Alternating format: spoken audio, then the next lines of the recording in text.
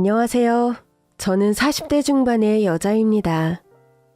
어릴 때 저는 집에서 늘 찬밥 신세였습니다.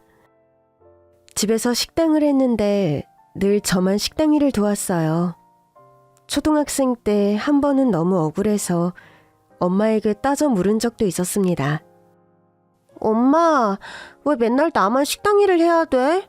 언니랑 오빠는 하라면 할 것이지 뭔 말이 많아. 언니랑 오빠가 너랑 같아? 뭐가 다른데? 엄마는 저에게 행주를 집어던지며 말했습니다. 가서 상이나 닦아. 축축한 행주가 제 얼굴을 강타한 뒤 떨어졌어요. 그날은 식당에 단체 손님이 있다며 엄마가 저에게 학교에 가지 말라고 한 날이었습니다. 그런 날이 하루 이틀이 아니었어요. 선생님이 엄마에게 연락도 했던 것 같은데 엄마는 집안일이 바쁘면 돕는 것도 인생 공부라면서 선생님의 말을 귓등으로도 듣지 않았죠. 그러던 어느 밤이었습니다. 자다가 화장실에 가고 싶어서 일어났는데 거실에서 엄마랑 아빠가 맥주를 마시고 있더라고요. 화장실에 간다고 나갔다가 괜히 한 소리를 들을까봐 망설이고 있었어요. 어릴 때 전 뭐만 해도 늘 타박을 받았었거든요. 문틈으로 엄마랑 아빠가 언제 들어가나 훔쳐보고 있는데 얘기가 들렸습니다. 쟤를 언제까지 데리고 있을 거야? 곧 중학교 가잖아. 그럼 이제 와서 도로 갖다 버려? 하여튼 맘만 약해가지고 이러니 어느 세월에 돈을 벌겠어? 그놈의 돈. 처음엔 당신도 좋다고 했잖아. 일 시킬 애 하나 생겼다고. 생각보다 돈이 많이 드니까 그렇지. 돈이 그렇게 중요하면 잘 생각을 해야지. 걔 내보내고 일순 부족하면 돈 다달이 월급 주고 사람 써야 하는데 그렇게 할 거야? 그 순간 저는 너무 놀라서 방문을 쾅 닫아버리고 말았습니다. 문을 닫고는 서둘러 이불 속으로 들어갔어요. 머리끝까지 이불을 쓴 채 자는 척을 하는데 방문이 열리더라고요. 문이 열려 있었나? 바람이 불었나 보지. 이불 속에 숨어 있는데 심장이 어찌나 뛰던지. 문이 다시 닫힌 뒤 저는 이불 속에서 숨죽여 울었습니다. 그날에서야 알았어요. 왜 언니 오빠는 안 해도 되는 식당 일을 저만 해야 하는지를. 중학생이 되던 해 저는 도망쳤습니다. 언제고 버려질 수 있는 처지라는 사실이 저를 절박하게 만들었어요. 고속버스를 타고 계모와 계부가 사는 동네에서 멀리 떨어진 시골 동네로 가서는 기억을 잃은 척 했더니 시설로 보내주더라고요. 그곳에서 전 새 이름을 받아서 20살이 되기 전까지 살았습니다. 처음엔 집으로 돌아가고 싶은 마음도 있었지만 보육원에서의 생활이 차라리 마음이 편했어요.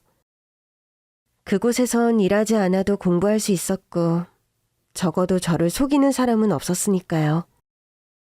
20살이 되어 시설을 나온 뒤 저는 뒤늦게 기억을 되찾은 척 경찰서로 갔습니다. 자립할 나이가 되고 보니 계모와 계부에게 감사하다는 인사는 하고 싶었어요. 그 집으로 돌아갈 생각은 없었지만 생사를 알리는 게 도리라고 생각했습니다. 그런데 이게 웬일인지 계부는 세상을 떠난 뒤였고 계모 역시 생사가 위독한 상태라고 했습니다. 운영하던 식당에 불이 나는 바람에 그렇게 됐다고 하더라고요. 병원으로 가보니 계모가 전신에 화상을 입은 채 알아볼 수도 없는 상태로 겨우 숨만 쉬고 있더라고요. 그러나 환자 이름은 계모가 맞았고 저는 화상으로 인해 눈도 못 뜨는 계모에게 조심스럽게 다가갔습니다. 엄마. 그 순간 계모가 움찔하더라고요. 나왔어. 엄마가 주워다 키워줬던 가짜 딸. 이렇게 될 줄 몰랐네. 더 일찍 올 걸 그랬다. 엄마랑 아빠가 날 속인 게 미워서 도망쳤었어. 그 순간 계모가 숨을 가쁘게 쉬더니 뭔가를 말하려고 하더라고요. 이 계모는 사람의 이름을 말하는 것 같았는데 그건 계모의 이름도 의붓 언니의 이름도 아니었어요. 그게 누군데? 네 생모. 저는 너무 놀라서 다시 물었습니다. 다시 말해봐. 날 낳아준 엄마 이름이 뭐라고? 김미희. 김미희? 어디 사는데? 혹시 연락처 알아? 그러나 제 질문이 끝나기도 전에 계모는 숨을 거두고 말았습니다. 계모를 찾아갈 때만 해도 결국 벌을 받았다고 생각했어요. 그 어린애를 교육도 제대로 받게 하지 않고 일만 시켰으니 큰 잘못을 한 거잖아요. 그런데 저에게 생모의 이름을 가르쳐주고 숨을 거둔 계모를 보고 나니 마음이 좀 이상하더라고요. 그날 이후 저는 김미희라는 사람을 찾기 위해 애썼어요. 나이도 사는 것도 알 수 없었지만 그래도 이름은 알았으니까 언젠가는 찾을 수 있지 않을까 생각했습니다. 그러나 이름 석자로 제 생모를 찾는 일은 절대 쉽지 않았습니다. 도저히 못 찾겠기에 용기를 내 의붓 언니 오빠를 찾아간 적도 있었어요. 의붓 언니 오빠는 잘 사는 친척집에서 살고 있더라고요. 언니 오빠, 혹시 나 낳아준 엄마에 대해 들은 거 있어? 야, 넌 엄마 아빠 잃은 우리한테 네 생모 얘기를 해달라는 거야? 아얘 진짜 어이가 없네. 내 말이 그렇게 집 나가더니 이제는 네 진짜 부모 찾아서 팔자라도 고쳐보게? 그런데 어쩌니? 네 생모 이미 죽었어. 뭐? 엄마가 네 생모한테 보상금 받고 너 넘기려고 연락했었는데 네가 사라져서 못했던 거 모르지? 엄마가 거짓말로라도 보상금 받으려고 네 생모한테 다시 연락했었는데 이미 세상 떴다더라. 기운이 쭉 빠지더라고요. 그렇게 열심히 찾아다녔는데 이미 돌아가셨다니. 제가 그러거나 말거나 의붓 언니 오빠는 저에게 돈을 요구하더라고요. 아무튼 너 잘 왔다. 우리 엄마 아빠가 먹여준 값 좀 갚아. 큰아빠 집에 얹혀 살면서 용돈 더 달라고 하기 너무 눈치 보이던 참이었는데. 그래, 네가 우리 생활비 좀 보태라. 그래도 수년 만에 보는 거니까 좀 애틋한 줄 알았거든요. 그런데 저더러 돈을 대라고 하더라고요.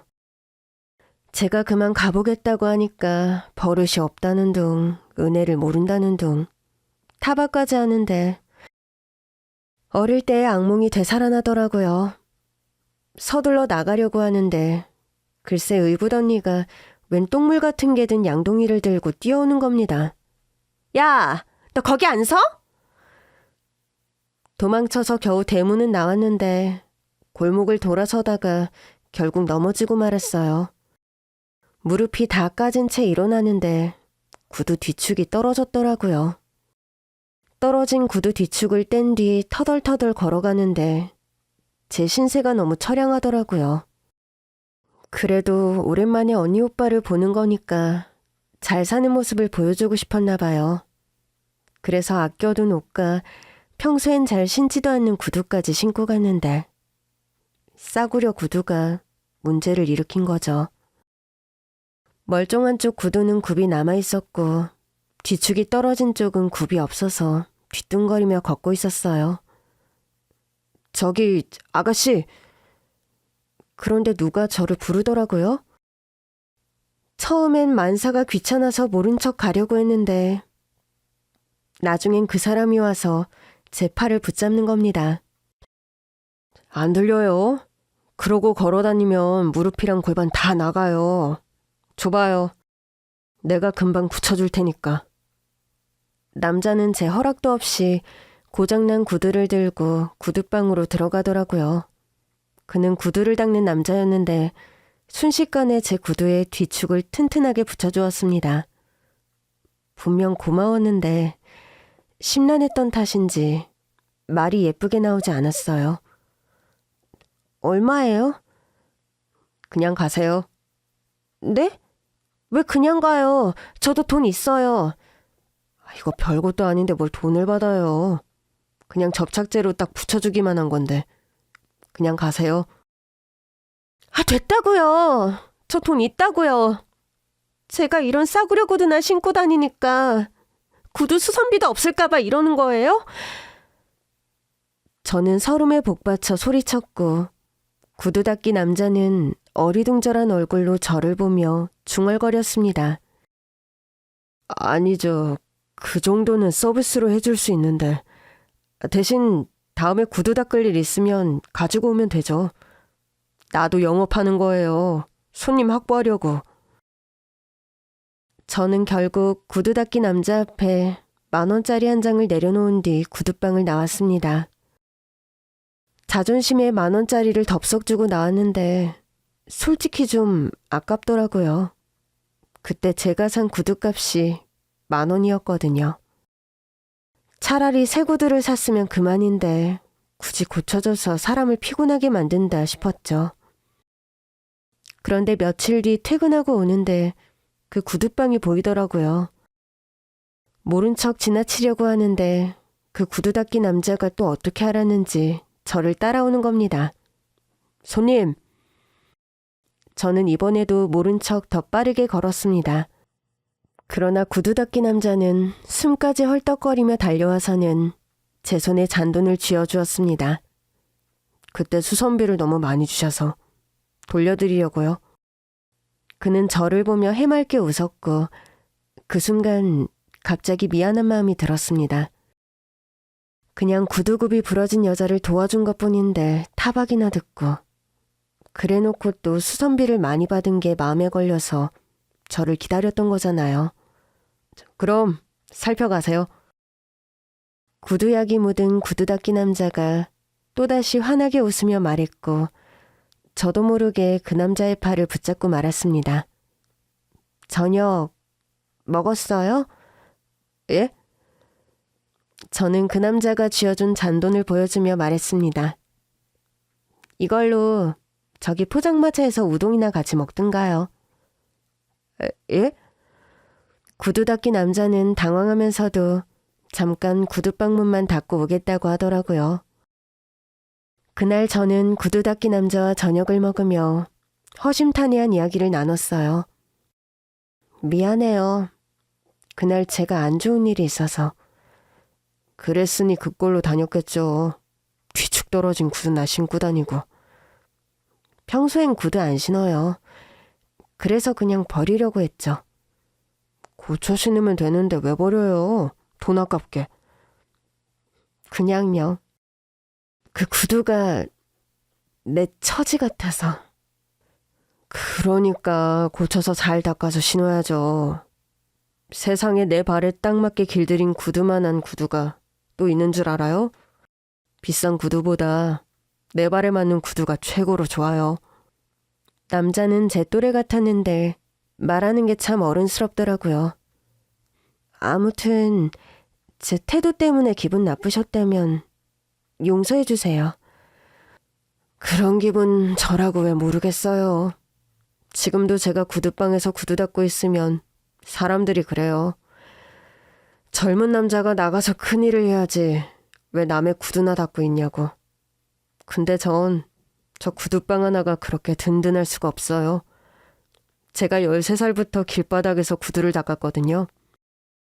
그 돈으로 저 자리에 구두방도 내고 동생들 학교도 보냈어요. 그러니 남들이 좋다고 하는 일이 무슨 소용이에요. 나한테 좋은 게 최고지. 그날 이후 저는 구두 닦기 남자와 좀 친해졌습니다. 한 번씩 저녁도 같이 먹고 영화도 같이 보고 그러다 보니 연인이 돼 있었죠. 그는 매일같이 밥 먹고 영화 보고 그러는데 돈 쓰지 말고 그냥 같이 살자고 하더라고요. 저는 결국 남편과 결혼했고 이후로 함께 구두를 닦기 시작했어요. 처음엔 그럴 생각이 아니었는데 알고 보니 구두방 수입이 꽤 좋더라고요. 저는 남편과 같이 구두를 닦으며 좋은 집도 사고 가게도 더 크게 옮기는 꿈을 꾸기 시작했습니다. 문제는 남편이 구두 닦은 돈으로 먹고 살고 학교까지 졸업한 시동생들이 너무 싹수가 없다는 것이었습니다. 남편보다 먼저 결혼한 시동생들은 남편의 뒷바라지 덕에 번듯한 대학을 나와 번듯한 직장에 다니고 있었습니다. 동서들도 마찬가지였어요. 하나는 변호사, 하나는 약사. 다들 학벌 좋고 직업도 좋으니 어째 저희 부부 말은 잘 듣는 분위기가 아니었습니다. 결혼 전에 처음 보는 자리에서도 그랬어요. 형님은 무슨 일 하세요? 그냥 작은 회사 다니다가 이제부터는 남편이랑 같이 구두 닦으려고요. 제가 그랬더니 동서들 둘이 키득거리며 그러더라고요. 구두 닦기 부부네요? 24시간 내내 붙어있으니 좋으시겠다. 그러면서 비아냥거리는데 그때부터 느낌이 싸하더라고요. 명절에도 마찬가지였습니다. 명절인데도 일찍 오기는커녕 제가 음식을 다 장만하고 상까지 차려놓으니 겨우 어슬렁어슬렁 오더라고요. 밥을 먹으면서도 누구 하나 감사하다는 말도 없이 우중충한 얼굴이기에 물었습니다. 서방님, 뭐 안 좋은 일이라도 있으세요? 예? 아니요. 왜 그런 걸 물으세요? 아니, 서방님도 그렇고 다들 표정이 안 좋아서. 형님, 저희 다 피곤해서 그래요. 솔직히 시댁도 아닌데 명절마다 와서 같이 밥 먹는 거 너무 피곤해요. 아니, 동서, 그냥 가족끼리 다 같이 밥이나 먹자는 건데 그게 이렇게 힘든 일이야?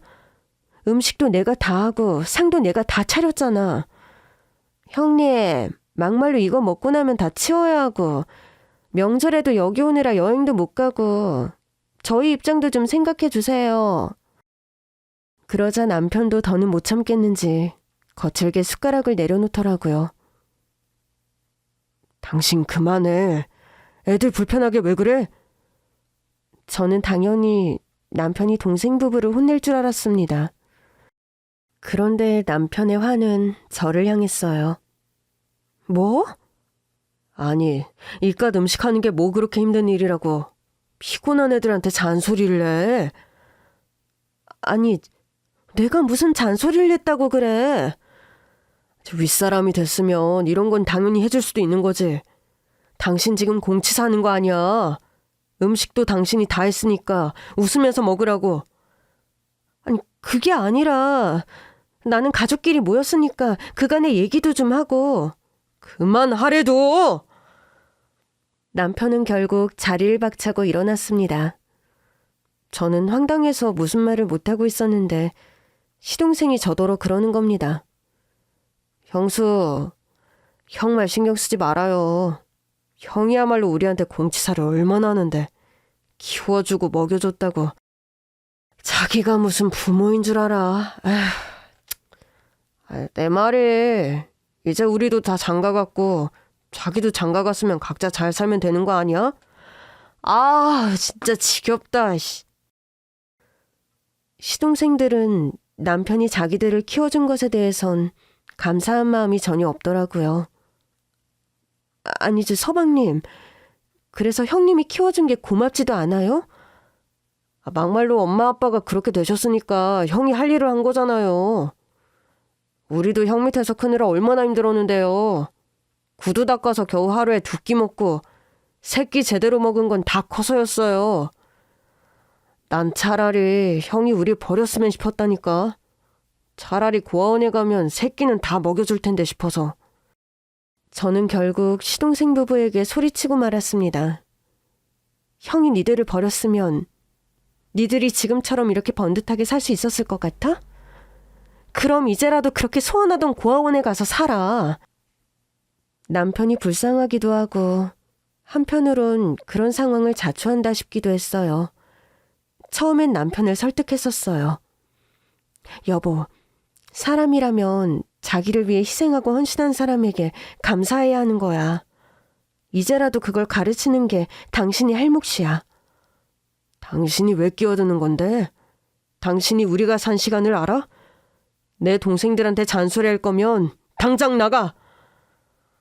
결혼 전엔 몰랐어요.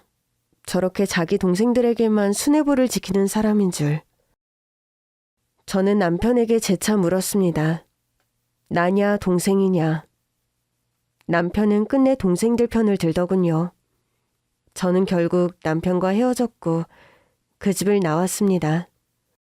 이혼 후에도 저는 구두 닦기를 계속했어요.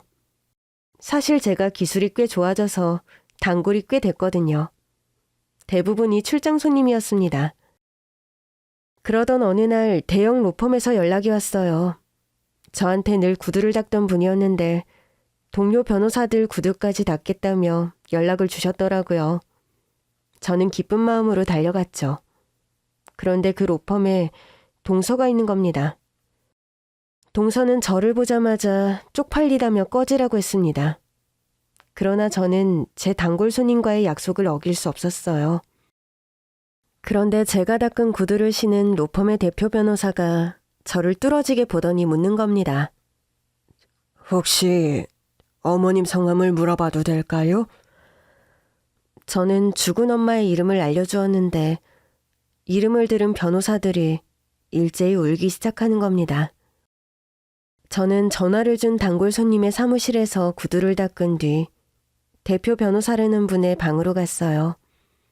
나이가 지긋한 대표 변호사는 바쁘게 일을 처리하고 있었습니다. 선배님, 제가 아까 말씀드린 분이에요. 선배님 구두도 주시면 바로 닦아주실 거예요. 아, 그래요? 감사합니다. 그럼 잘 부탁드려요. 대표 변호사는 꽤 바빠 보였습니다. 제가 구두를 닦는 내내 전화를 받으며 서류를 확인하느라 정신이 없더라고요. 저는 제 일을 열심히 했고 반질반질하게 닦은 구두를 그분의 발 앞에 내려놨습니다. 저는 이만 가보겠습니다. 구두 닦은 값은 계좌로 받기로 했었거든요. 조용히 인사를 한 뒤 나가려고 하는데 그분이 저를 붙잡더라고요. 아주 죄송해요. 제가 일이 좀 많아서. 와, 아유 구두를 정말 잘 닦으시네요. 잠시만요. 제가 수고비 좀... 아닙니다. 돈은 제 손님이 계좌로 한 번에 보내주신다고 했어요. 그분한테 주시면... 이건 별도로 드리려고요. 팁이라고 하면 기분이 나쁘실까요? 예? 괜찮은데... 저는 괜찮다고 했지만 대표 변호사라는 분은 계속 지갑을 찾더라고요. 여기 있네요. 기다리게 해서 죄송합니다. 그는 제가 닦아준 구두를 신은 채 지갑을 들고 저에게 왔어요. 그런데 가까이에서 제 얼굴을 보던 그분이 고개를 갸웃거리는 겁니다. 왜 그러세요? 그는 아니라며 지갑에서 돈을 꺼내려다 말고 또 저를 보더라고요. 변호사님, 혹시 현금이 없으신 거면 제 단골 손님한테 계좌이체로... 그게 아니라 혹시 어머님 성함을 물어봐도 될까요? 저는 당황했습니다. 갑자기 제 엄마 성함을 물으니 좀 혼란스러웠어요. 저를 어릴 때 키워준 계모의 이름을 대해야 할지 아니면 계모가 알려준 생모의 이름을 대해야 할지 모르겠더라고요. 저는 고민 끝에 말했습니다. 김미희요. 대표 변호사는 잠시 생각하더니 다시 물었습니다. 혹시 김미희가 아니라 김인희 씨 아닌가요? 네? 그게 제가 어릴 때 엄마를 잃어버려서 이름만 겨우 알고 있어서요. 근데 그것도 정확히 들은 건 아니고요. 어릴 때 부모님을 잃어버렸어요? 갑자기 그 대표 변호사가 슬픈 얼굴로 묻는데 저도 모르게 고개를 끄덕였습니다. 네, 실은 키워주신 분들이 친부모님인 줄 알았는데 아니었더라고요. 그 순간 대표 변호사가 저를 와라 끌어안았습니다. 어머, 왜 이러세요? 어머니 이름은 김인자 희자야. 네? 확인해봐야 알겠지만 네가 맞을 것 같아. 나이도 딱 이 정도고. 아니, 대체 무슨 말씀을 하시는 건지. 내가 어린 딸을 잃어버렸었거든. 대표 변호사는 결국 눈물까지 흘렸고 저는 혼란스러웠습니다. 도대체 이 사람이 뭘 보고 저를 자기가 잃어버린 딸이라고 확신하는지 모르겠더라고요. 한참을 울던 대표 변호사가 말했어요. 미안해요. 내가 너무 흥분해서. 근데 맞을 거예요. 왜냐하면 엄마 젊을 때랑 너무 똑같이 생겼거든. 대표 변호사는 지갑에서 아내의 사진을 꺼내서 보여주었어요. 사진을 본 저도 깜짝 놀라고 말았습니다. 정말 이분이 아내분이세요? 네. 사진 속 여자는 정말 저를 빼닮았더라고요. 아니, 제가 사진 속의 여자를 빼닮은 거겠죠. 대표 변호사는 바로 친자 확인을 해보자고 했고 저도 동의했습니다. 제가 아는 곳에 의뢰하면 몇 시간 내로 답이 올 거예요. 기다리는 동안 같이 식사나 할까요? 그러나 전 한편으론 부담스러웠어요. 그러다 제가 아니면 어쩌시려고요. 너무 실망하실 것 같은데. 계속 같이 있다가 친자 확인 결과가 아닌 거로 나오면 너무 불편할 것 같더라고요. 그러나 대표 변호사는 제 손까지 꼭 잡으며 말하더라고요. 아니어도 괜찮아요. 지금 기분이 마치 젊을 때 아내를 다시 만난 것 같거든요. 불쌍한 아저씨랑 밥 한 끼 먹어준다고 생각하면 어때요? 어딜 봐서 불쌍한 아저씨예요. 저야말로 불쌍하죠. 뭐가 불쌍해요? 구두 닦는 사람이라서. 저는 구두약이 묻은 손을 뒤로 감추려고 했지만 대표 변호사는 제 손을 물티슈로 정성껏 닦아주며 말했습니다. 자기가 처한 환경에서 열심히 일하는 건 부끄러운 게 아니에요. 네. 저는 결국 대표 변호사를 따라 나갔고 그 모습을 멀리서 본 동서가 황당하다는 표정을 짓더라고요. 저는 일단 모른 척 그분을 따라갔습니다.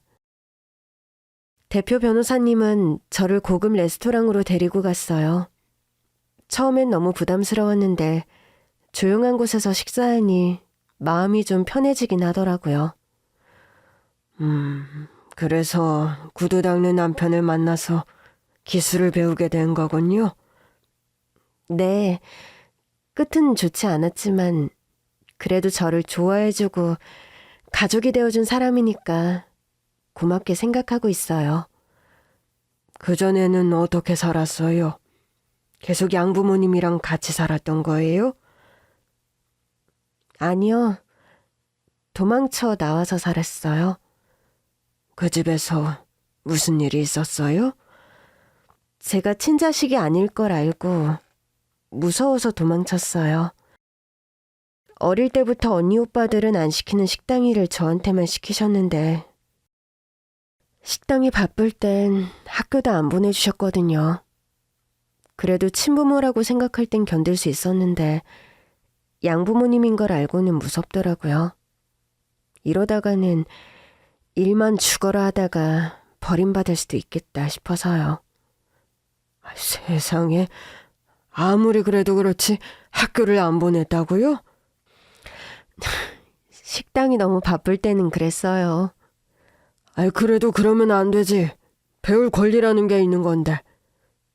그 어린 나이에 고생이 많았겠네. 그러면서 저를 안쓰럽게 보시는데 저도 모르게 울컥하더라고요. 제 이야기를 듣던 대표 변호사님도 자신의 이야기도 들려주었습니다. 아들 둘, 딸 하나 낳아서 잘 살고 있었는데 어느 날 아들 녀석들이 울면서 집에 들어온 거예요. 여동생을 잃어버렸다고. 길거리에 전단도 뿌리고 전국의 고아원의 사진이랑 신상정보를 다 돌렸는데도 딸을 찾을 수가 없었어요. 아내는 그 충격으로 꽤 오래 아프다가 수년 전에 세상을 떠났어요. 좀 많이 힘드셨겠어요. 그땐 참 견디기 힘들었죠. 그래도 아들 둘을 키워야 하니까 악착같이 살았어요. 이야기를 듣다 보니 점점 더 진짜 내 친아빠인가 싶고 마음이 좀 뭉클하더라고요. 근데 김미희라는 이름은 어떻게 알았어요? 양부모 집에서 나와서 살았다면서요. 돌아가시기 전에 잠깐 뵀는데 어떻게 안 건지 알려주셨어요. 대표 변호사님은 고개를 끄덕이더니 말했습니다. 검사 결과가 나와봐야 확실하겠지만 내 딸이 맞는 것 같네요. 어째서요? 수년 전에 딸을 데리고 있다며 연락 온 사람이 있었어요. 아이를 데리고 오겠다면서 아내 이름도 묻고 약속 시각도 정했었는데 결국 연락 두절이 됐다고 하더라고요. 그 일 이후 아내의 상태가 급속히 나빠졌어요. 그리고는 세상을 떠났죠. 그 얘기 들었어요. 제 의붓 언니한테. 그래요? 설마 다 사실일 줄이야. 그럼 제가 그때 집을 안 나갔으면 엄마를 만날 수 있었겠네요? 자책할 거 없어요. 그런 사람들이 고분고분 우리 딸을 돌려줬겠어요. 사람으로 장사나려는 사람들 말을 어떻게 다 믿겠어요. 죄송해요. 그땐 살기 위해서 도망칠 수밖에 없었어요. 엄마랑 연락이 된 줄 알았으면 기다렸을 텐데. 그 사람들이 나쁜 거고 내가 잘못한 거야. 널 잃어버린 내가 잘못한 거야. 친자 검사가 나오기 전이었는데도 우리의 이야기는 앞뒤가 척척 맞았습니다. 그리고 식사를 마칠 즈음 대표 변호사님이 전화를 받았어요. 차분하게 전화를 받던 그분이 전화를 끊자마자 다시 서럽게 우시더라고요. 정말 우리 딸 맞구나. 세희야, 우리 세희. 제 이름이에요? 그러면서 저에게 손을 내미시는데 저도 울면서 그 손을 꼭 잡았습니다. 아빠. 그래, 내가 네 아빠야. 너를 잃고 사는 게 아니었어. 우리는 한참을 울었고 아빠는 저를 차에 태우더니 어디론가 전화를 하시더라고요. 그래요. 애들한테 빨리 집으로 오라고 해줘요. 설마 오빠들? 사실 아까 로펌에 둘 다 있었는데 아까는 확실하지 않아서 인사를 못 시켰어. 집에서 만나자. 아빠의 차를 타고 도착한 곳은 저택이었습니다. 저는 아빠와 함께 집으로 들어갔고 이미 도착해 있던 오빠들이 저를 보면서 엉엉 울더라고요. 세희야, 미안해. 오빠가 미안해. 오빠들과의 눈물의 상봉을 마친 뒤 아빠가 제 이름에 관해 설명해 주셨어요.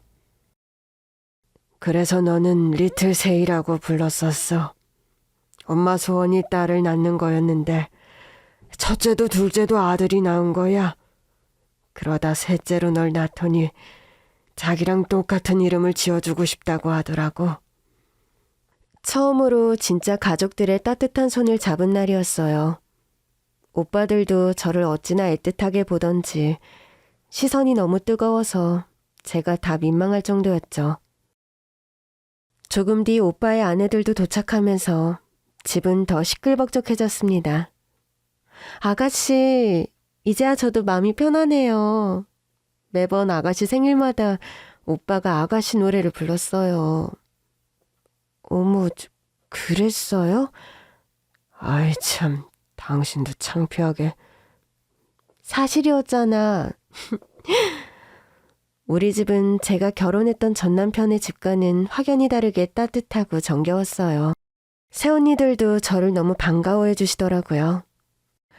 한바탕 가족들과 인사를 마친 뒤 오빠네 부부들은 각자 집으로 돌아갔고 저는 아빠가 안내해주는 2층 방으로 갔습니다. 여긴 손님 방이에요? 아빠가 방문을 여는데 그 안은 온통 분홍색으로 꾸며져 있더라고요. 어머, 이게 다 뭐예요? 혹시 손주 방? 네 방이야. 엄마가 살아생전에 꾸몄던 방. 네? 정말요? 네 엄마가 살아서 널 봤다면 정말 좋아했을 텐데. 네 손을 잡고 이 방에 들어오는 게 엄마의 소원이었어. 저는 울컥한 아빠의 손을 꼭 잡으며 말했습니다. 아빠가 대신 이뤄주세요. 우리 손 꼭 잡고 들어가요. 저랑 아빠는 손을 꼭 잡은 채 그 방으로 들어갔고 다 커서 본 아빠인데도 손을 잡는 게 어색하지가 않더라고요. 저는 엄마가 꾸며주었다는 핑크색 공주님 방에서 편안히 잠들었습니다. 다음날 눈을 떠보니 처음으로 늦잠이라는 걸 잤더라고요. 거실로 내려왔더니 일하는 아주머니들이 식사도 차려주시고 아빠가 주고 가셨다면서 신용카드도 주시더라고요. 대표님이 아가씨한테 드리라고 했어요. 필요한 거 있으면 다 사시래요. 저 돈 있어요. 이런 거 안 주셔도 되는데. 지금껏 못 해주신 것만 생각하고 계시니까 대표님 섭섭하지 않게 얼른 받으세요. 일단 받긴 했는데 그 카드를 어떻게 쓰겠어요. 저는 일단 살던 집으로 가서 짐 정리를 시작했습니다. 하루아침에 제가 살던 단칸방으로 돌아와 보니 꿈에서 깬 것 같은 기분이 들더라고요. 그런데 그때 모르는 번호로 전화가 오더라고요. 누군가 싶어서 받아보니 익숙한 목소리가 들렸습니다. 형님, 저예요. 어제 로펌에서 본 동서였습니다. 무슨 일이야? 잠깐 좀 볼 수 있을까요? 무슨 일인데? 아니, 어제 저희 로펌 대표님하고 왜 같이 나가신 거예요? 설마 요즘은 부업도 뛰세요? 겨우 전화까지 해서 한다는 소리가 너무 천박하더라고요. 어디서 보자는 건데? 로펌에서 보시죠. 어제 오셨으니 길은 잘 아시겠죠? 뭐? 로펌에서? 좀 당황스러웠습니다. 로펌에는 아빠와 오빠들이 있을 텐데 싶어서 고민하다가 일단 만나기로 했어요. 도대체 무슨 소리를 하고 싶어 저러는지 모르겠더라고요. 로펌으로 갔더니 저를 회의실로 데리고 가더라고요. 왜 여기로 부른 거야? 솔직하게 말씀하세요. 저희 로펌 대표님이랑 어제 어디 갔어요? 밥 먹으러 갔어. 어머, 이것 봐. 하긴 구두 닦기로는 영 벌이가 안 되겠죠. 이혼까지 하셨으니 아주버님이랑 같이 벌던 것만도 못할 거고. 대체 무슨 소리를 하고 싶은 거야? 이거 봐봐. 오늘따라 웬 블라우스? 형님이 블라우스도 입고 다녀요? 내가 뭘 입든 동서랑 무슨 상관인데? 형님, 이러고 다니는 거 보니까 내가 마음이 안 좋아서 그래요. 그러지 말고 아주버님이랑 다시 합치시는 건 어때요? 동서는 갑자기 황당한 소리를 했습니다. 이 일은 제가 비밀로 해드릴게요. 뭘 비밀로 하겠다는 거야? 우리 로펌 대표님이랑 그렇고 그런 사이인 거? 동서, 뭔가 단단히 착각하고 있는 것 같은데. 안 그러면 이 영상 로펌 안에도 퍼뜨리고 아주버님한테도 보여드릴 거예요. 그러더니 회의실 화면에 어제 제가 아빠와 다정하게 로펌을 나가는 모습이 찍힌 동영상을 트는 겁니다. 변호사니까 알 텐데 이거 불법인 거? 그러니까 제가 퍼뜨리겠다는 소리가 아니잖아요. 아주버님이랑 재결합만 하세요. 그럼 다 없던 일로 할 테니까. 갑자기 연락해서는 왜 그런 소리를 하는 건데? 솔직히 형님이랑 아주버님 이혼한다고 해서 엄청 좋아했는데 이혼하고 나니 아주버님이 밥도 안 드시고 수척해졌다고 남편이 자꾸 반찬을 해다 주라고 하잖아요. 참 별일이다 싶었죠. 제가 있을 때만 해도 형한테 감사한 줄 모르고 버릇없이 굴더니 형이 기진맥진하니 또 신경을 쓰는 모양이었습니다. 해다 주면 되겠네. 동서도 나한테 반찬 많이 얻어먹었잖아. 그거 그 사람한테 해줘. 형님이야말로 뭔가 착각하는 것 같은데요. 내가 무슨 착각을 하는데?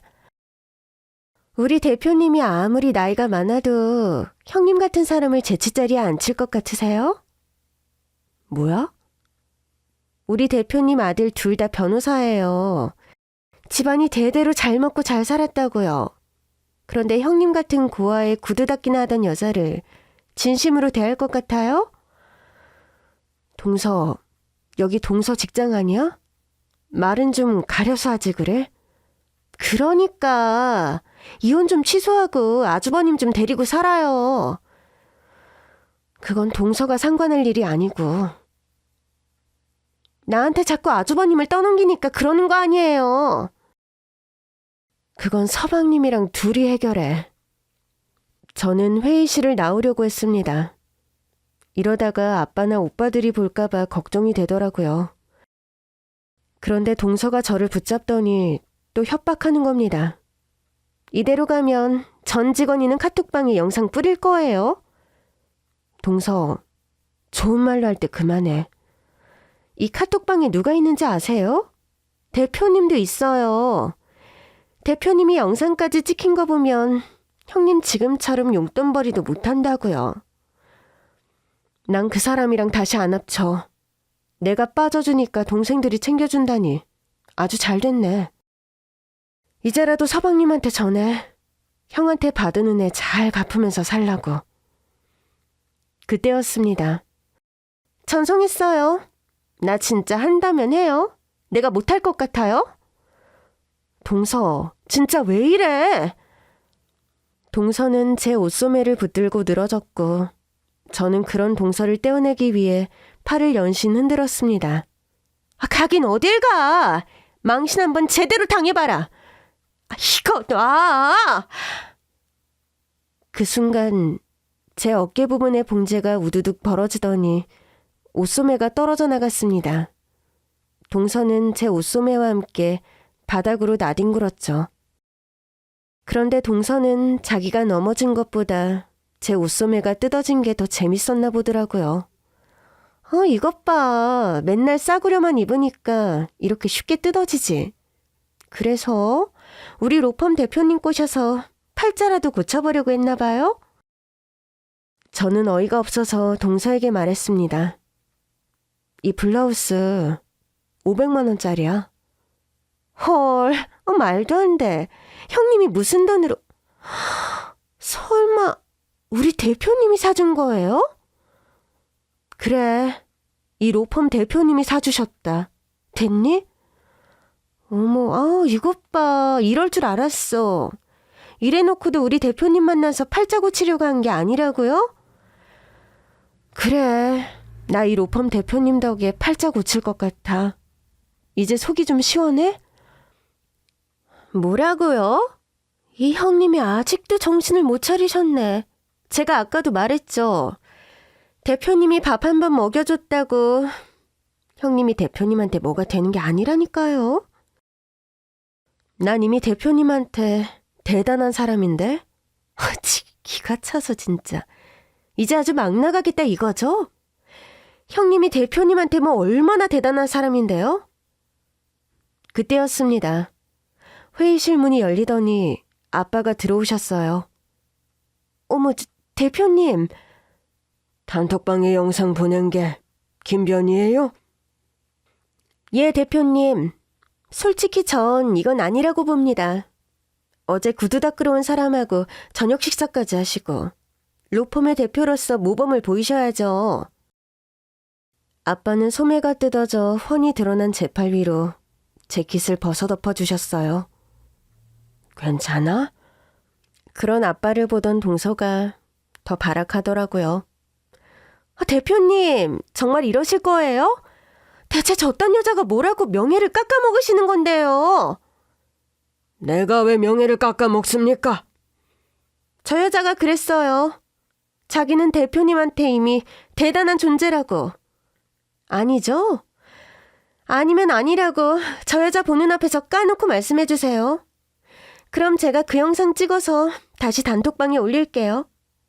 아빠는 제 어깨를 감싸 안으며 말했어요. 맞는 말 했는데 정정할 게 뭐가 있지?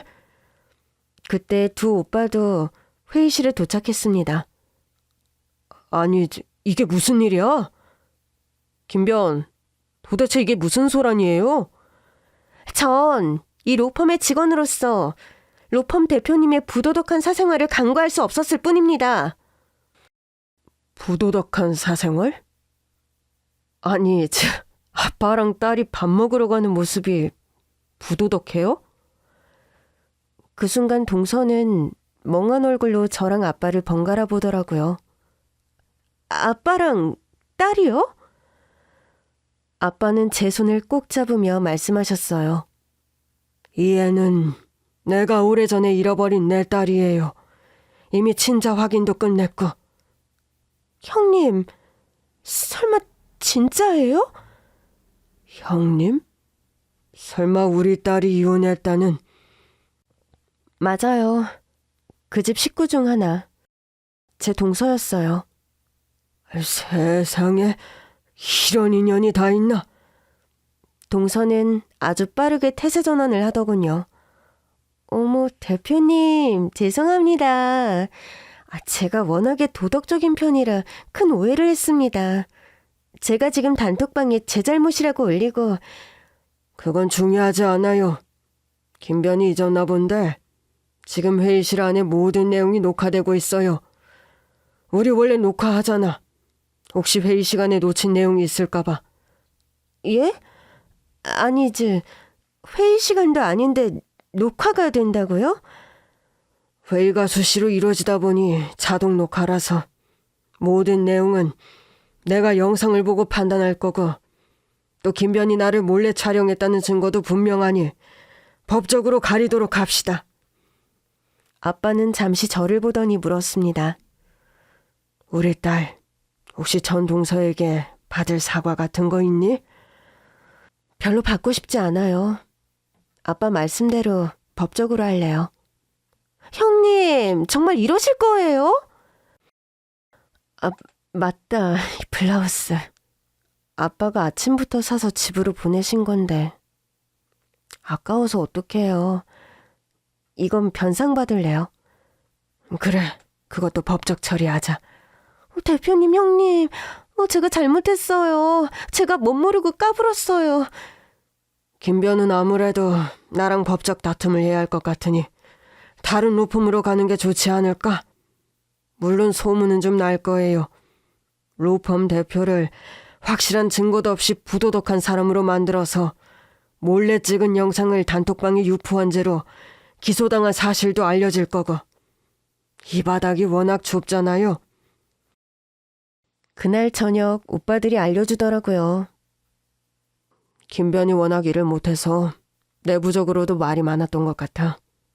이참에 나가게 돼서 좋아하는 사람도 많더라고. 그러니까 실적도 안 좋고 저렇게 실력 없는 변호사가 어떻게 우리 로펌에서 일을 했던 거지? 스스로 발전하지 못한 결과겠지. 그러니 너희들은 쉬지 말고 공부해야 한다. 네, 아버지. 아버지 훈화 말씀 시작되시기 전에 우리는 가봐야겠다. 저는 웃음을 터뜨렸습니다. 오빠들, 가서 푹 쉬어. 만약에 니네 전 시댁 식구들이 연락하면 오빠한테 말해. 그래, 네가 직접 만날 거 없어. 오빠들이 다 처리할게. 말만이라도 참 고맙더라고요. 내 식구들이 있다는 게 이런 거구나 싶었어요. 그날 이후 저는 공부를 시작했습니다. 아빠가 조심스럽게 제안하셨거든요. 아빠는 직업에 귀천은 없다고 생각하지만 이제라도 네가 공부를 더 해봤으면 좋겠어. 얘기를 들어보니까 마음껏 공부할 수 있는 환경이 아니었던 것 같아서. 공부하는 거 좋아하긴 했어요. 근데 제가 나이는 중요하지 않아. 100세 시대잖아. 덕분에 전 더 용기를 내서 수능 준비를 시작했어요. 사실 대학에 정말 가고 싶었거든요. 비로소 기회가 왔는데 안 해볼 순 없더라고요. 그렇게 공부에 매진하던 어느 날 전 남편에게서 연락이 왔습니다. 원래는 모른 척할 생각이었는데 수척해졌다는 동서의 말이 생각나더라고요. 물론 아빠나 오빠들에겐 비밀이었어요. 여보는 좀 아니지. 잘 지냈어? 동서의 말 맞다나 얼굴이 많이 상했더라고요. 잘 못 지냈어. 당신이랑 헤어지고 얼마나 후회했나 몰라. 왜? 동생들이 잘 챙긴다며? 말들이나 그렇게 하는 거지. 요새는 난리도 아니야. 당신 만나서 설득 좀 해달라고. 설마 동서 로펌에서 잘린 일 말하는 거야? 그게 도저히 다른 데 취업이 안 되나 봐. 그럼 개업하면 되지. 아직 개업하기엔 실력도 인맥도 없다고. 설마 당신 그 얘기하려고 만나자고 한 거야? 이혼하고 연락 한 번 없던 사람이? 당신이 좀 봐주는 게 맞지 않아? 그래도 윗사람이었고 같은 식구였는데 괜히 애들 속 뒤집지 말고. 당신은 여전히 당신 동생들 편이구나? 그럼 내가 내 동생들 편이지. 나 버리고 간 당신 편인가? 말은 제대로 해.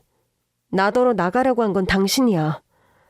잘 지내느냐는 인사 한마디 없이 또다시 동생들 얘기만 하는 글을 보는데 괜히 만났다 싶더라고요. 잘 지내. 그렇게 애틋한 당신 동생들이랑 평생. 그날 이후 저는 정말 공부에만 매진했어요. 그러나 늦게 시작한 공부가 쉽진 않더라고요. 제가 시무룩해 있으니 아빠가 저를 달래주시더라고요. 딸, 아빠는 너한테 엄청 기대하고 있어. 아빠, 가뜩이나 머리도 안 돌아가는데 그렇게 말하면 너무 부담스럽잖아요. 넌 내 딸이야. 네가 자신이 없을 땐 아빠랑 엄마를 믿어봐. 오빠들만큼 못하면요? 왜 오빠들하고 비교해? 넌 네가 잘하는 걸 하면 돼. 저는 아빠가 저에게 기대를 안 하실 줄 알았거든요. 일단 저부터가 저에게 기대가 없었어요. 나이도 많고 이제와 시작하는 공부가 뭐 얼마나 대단한 결실을 볼까 싶었거든요. 그런데 여전히 저에게 많은 기대를 하고 있다는 아빠의 말이 저를 자극했습니다. 믿어주는 사람이 있다는 게 이런 거구나 싶었어요. 그리고 10년이 지났어요. 지금 저는 아빠 로펌에서 변호사로 일하고 있습니다. 늦가기 주니어 변호사로서 동갑인 시니어 변호사님께 납작 엎드리는 자세로 열심히 배우는 중이죠. 고된 하루 일정이 끝나면 저는 저의 시니어 변호사와 함께 퇴근합니다. 같은 집으로요.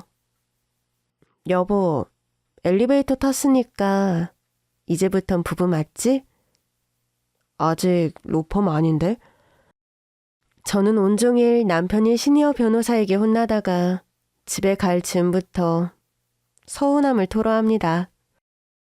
남편은 매일 그 순간을 무서워하면서도 로펌안에서는 저를 호되게 가르쳐요. 솔직히 섭섭하긴 한데 덕분에 실력이 팍팍 늘고 있는 건 사실이에요. 알았어. 오늘은 좋은 날이니까 로펌에서 있었던 일은 잊어주지. 근데 여보, 잊으면 안 되고 잘 습득해서 당신의 것으로 만들어야. 아, 진짜! 얼른 가자. 애들 기다리겠다. 오랜만에 칼퇴근을 하고 집에 갑니다. 저희 첫째 생일이거든요. 오늘 첫째 생일에는 아빠도 오빠네 부부도 모두 오기로 했어요. 다시 만난 지 10년이 지났지만 어제보다 오늘 더 친해지고 있습니다. 돌아보면 어느 순간도 헛되지 않았다는 생각이 들어요. 그때가 없었다면 이렇게 열심히 공부해서 변호사가 될 수 있었을까 싶거든요. 또 가족의 소중함도 누구보다 잘 알며 살아가는 것 같아요. 누군가는 가족을 당연한 존재로 생각하겠지만 저에게 가족은 기적입니다. 그래서 저의 꿈은 변호사로서의 성공이 아니라 내 가족과 행복한 나날을 꾸려가는 거예요. 오늘도 종일 혼만 난 늦가기 변호사지만 집에서는 가장 기쁘게 생일 축하 노래를 부르는 엄마가 될 예정입니다.